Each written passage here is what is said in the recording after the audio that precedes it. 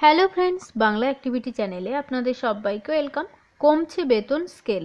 B Ed থাকা প্রাথমিক শিক্ষকদের বেতন স্কেল নিয়ে গুরুত্বপূর্ণ নোটিশ দিল ডিপিএসসি। চলুন এ বিষয়ে আমরা বিস্তারিত জেনে নিই। খারাপ খবর শিক্ষকদের জন্য, কিছু প্রাথমিক শিক্ষকদের বেতন স্কেল কমতে চলেছে। এই মর্মে নোটিশ দিল নদিয়া ডিপিএসসি।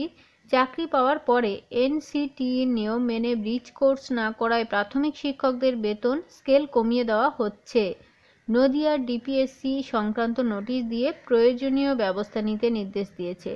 নোটিশে বলা হয়েছে, নদিয়ার ডিপিএসসি অধীনস্থ প্রাথমিক শিক্ষক শিক্ষিকা যাদের বিএড স্পেশাল এডুকেশন এবং ডিইডি স্পেশাল এডুকেশন আছে কিন্তু এখনও পর্যন্ত 6 মাসের ব্রিজ কোর্স কিন্তু সম্পূর্ণ করেননি, তারা এতদিন পর্যন্ত এ ক্যাটাগরির বেতন স্কেল পেলেও তাদের বেতন পরবর্তী ক্ষেত্রে বি ক্যাটাগরির বেতন স্কেলে কমিয়ে দেওয়া হবে, এমনই কিন্তু নোটিশ দিয়েছে।